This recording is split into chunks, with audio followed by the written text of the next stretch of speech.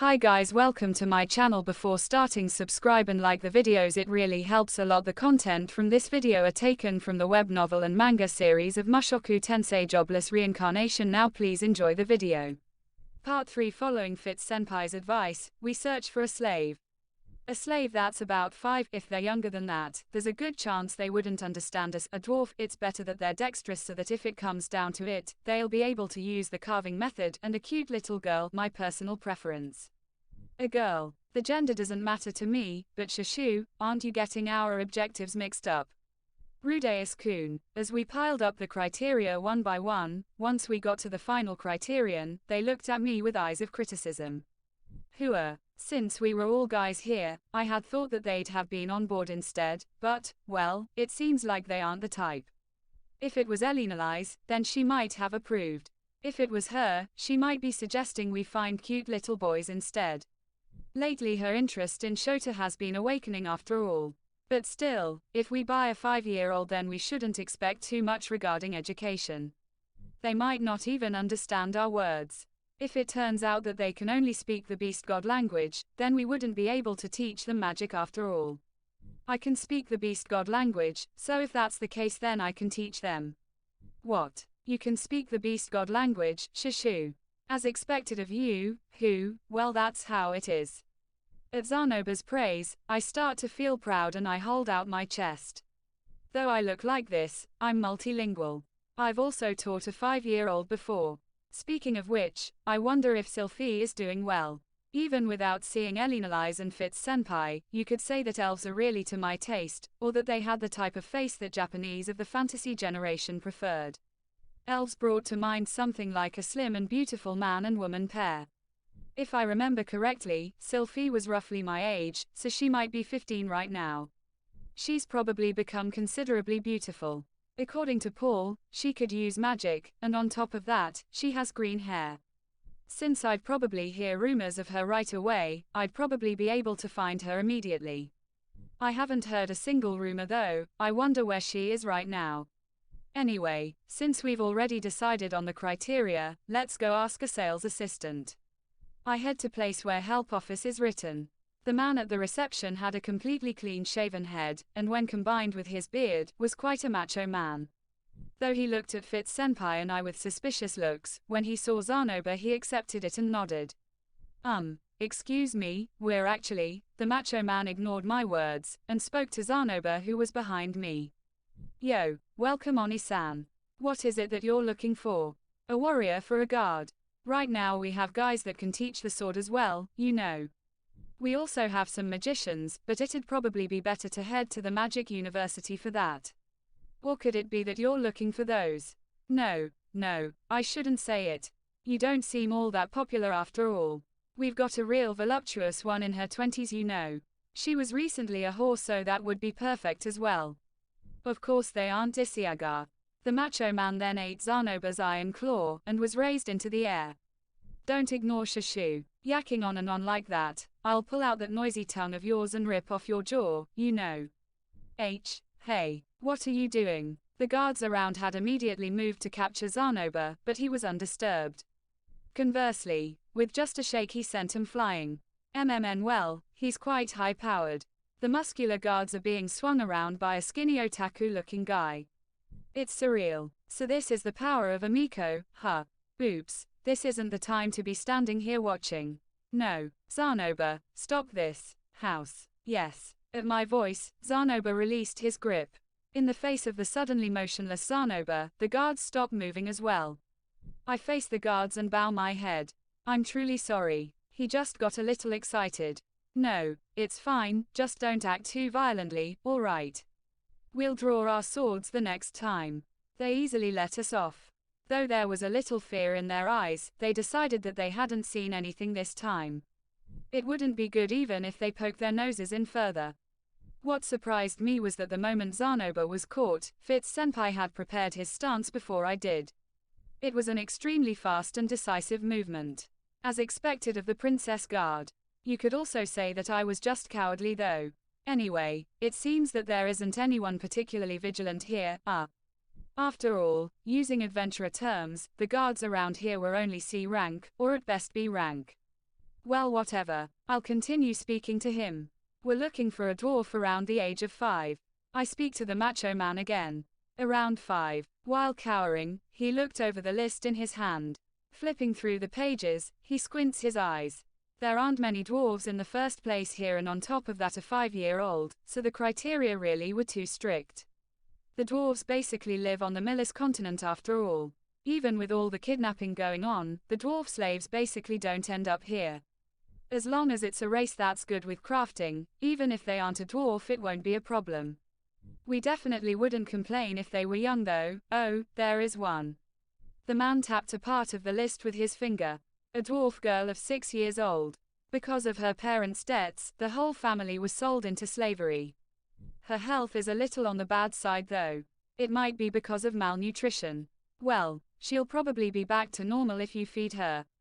She can't speak the human language, and though it's natural for a 6-year-old, she can't read either. I see. What happened to her parents? Both her parents have been sold. It's something I heard in a tavern during my days as an adventurer, but amongst the dwarves exists a social class who believe that they can live with nothing but the mountains.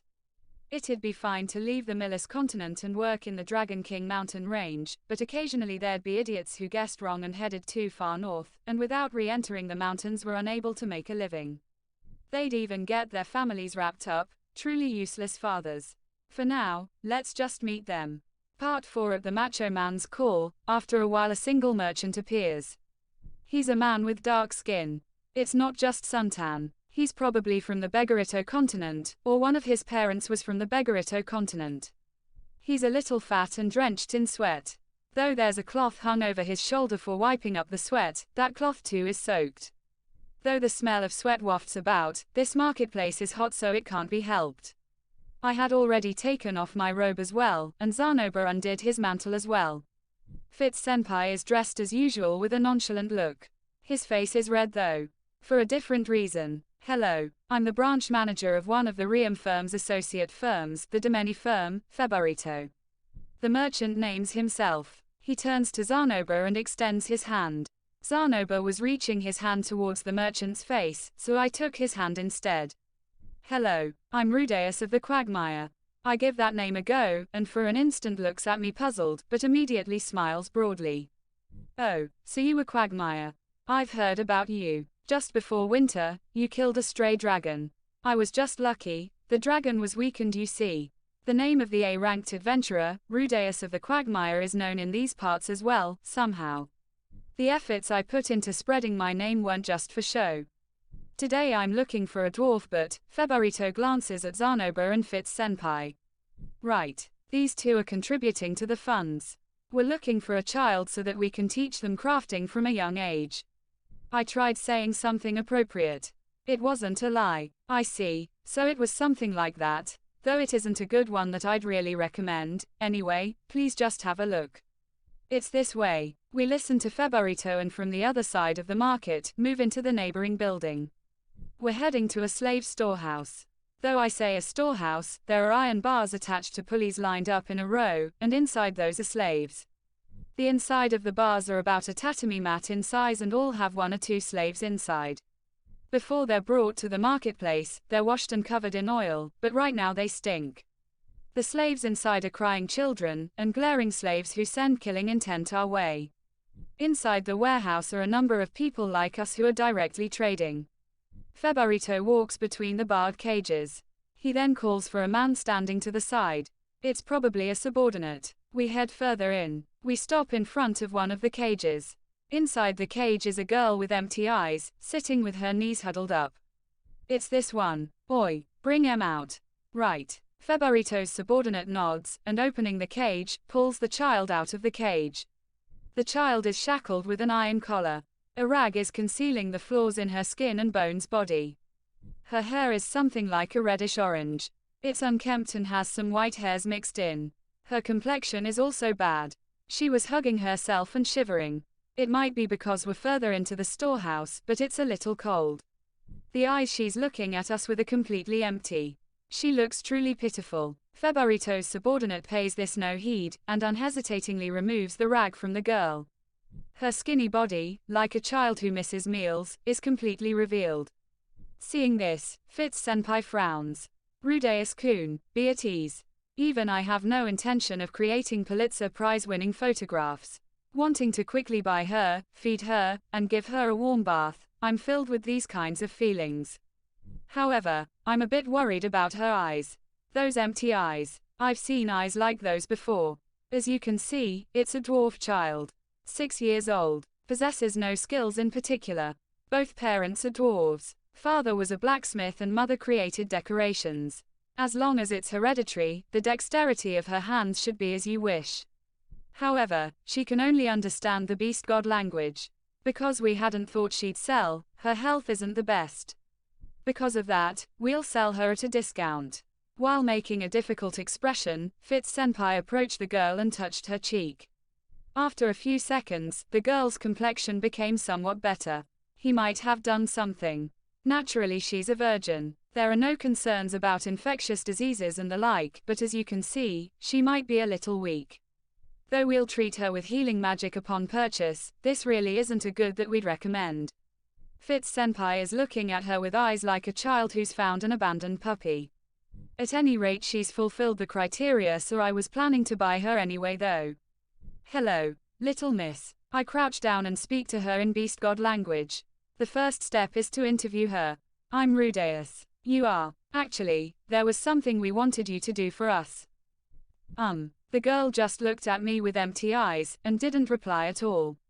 Feburito's subordinate brandishes the whip at his hip, but I stop him with my hand. Shushu, what's the matter? She's in quite a bit of despair. She's got the face of someone who hasn't any hopes at all and just wants to die. Have you seen that kind of face before, Shushu? In the past, many times you see. Zanoba and Fitts senpai look like they're brooding over something. Well, it'd be best not to talk about things from my past life too much.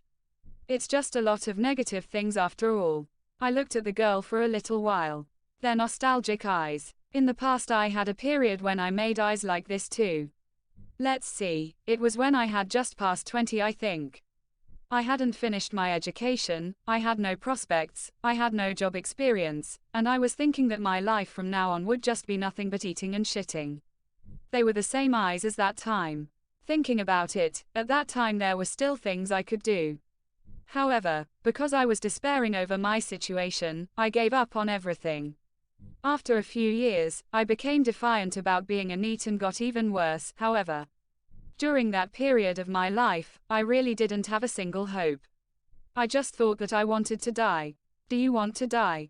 You can't do anything about this yourself, huh? I can understand your feelings.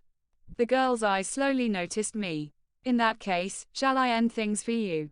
I said this seriously. I think my tone was light. I had truly thought that I wanted to die. However, without dying, I continued to live on, and on.